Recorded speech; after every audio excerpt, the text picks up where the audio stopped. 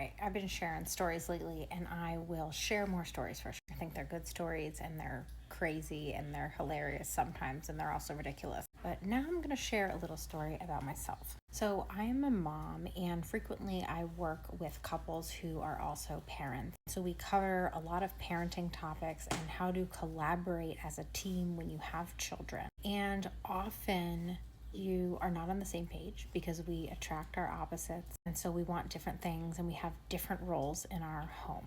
And as a mom, when my children were young, I worked full-time, and then I went down to part-time in order to try to manage everything in the household, because it was incredibly difficult to take care of my children and also work at the same time. Luckily, I managed to do both of those things and remain as present as possible for my children. A huge learning curve for me, and I know many other people, is that when you have kids, all of your freedom is just kind of instantly taken away. The freedom to sleep, the freedom to go to the bathroom, the freedom to shower, the freedom to eat alone, the freedom to be quiet if you want to be quiet, the freedom to drive away if you want to drive away, the freedom to go to a store, the freedom to meet up with a friend.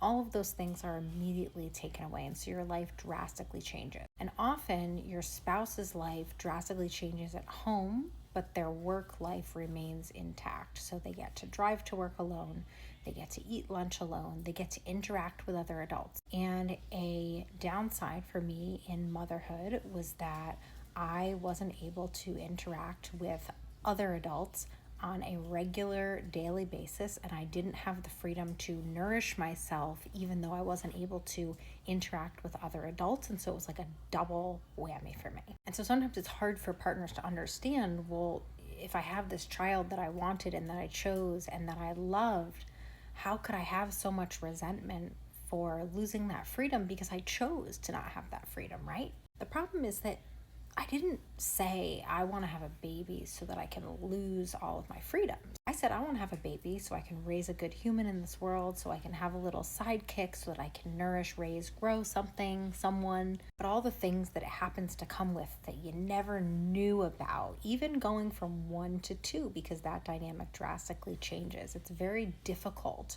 for partners to sometimes understand what their other partner might be going through. And I think it happens, but I think it's more rare that you switch roles frequently enough that one person truly understands what the other person might be going through. I know a lot of households where both parents work.